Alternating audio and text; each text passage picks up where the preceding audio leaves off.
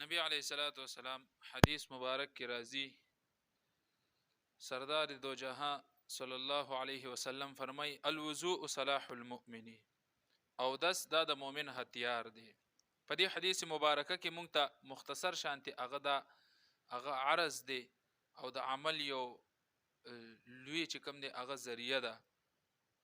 چې نبی رسول الله صلی الله علیه وسلم فرمایي چې تاسو هر ټیم په اوداسه کې اوسئ. د دې یو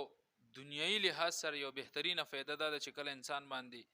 داسې اچانک د جنازې ټیم راشي د دبه اودس وی ډایرکټ جنازې ته ودرېږي،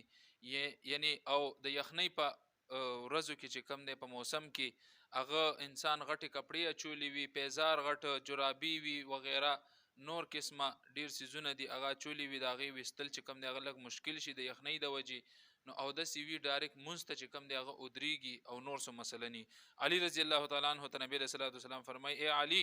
کم داسې عمل دی چې د هغې د وجې ستا د پیزار اواز بره په عرش معلا باندې اورېدلی کېږي، ته لاندې په ځمکه باندې ګرځې خو لیکن اواز دې په عرش معلا باندې اورېدلی کېږي. علي رضی الله تعالی عنہ ورته فرمایي یا رسول الله ډیر عمل خو مې نشته دی، خو لیکن چې کلم زه بې اودسه شم زه ډایرکټ اودس وکم او د الله جل شانه د رضا دپاره 2 رکعته مونځ چې وکم. نبی علیه الصلاۃ والسلام ورته فرمایي همدغه عمل ستا درجه چې کم دی هغه بلنده کړې ده، الله جل شانه دې د عمل کولو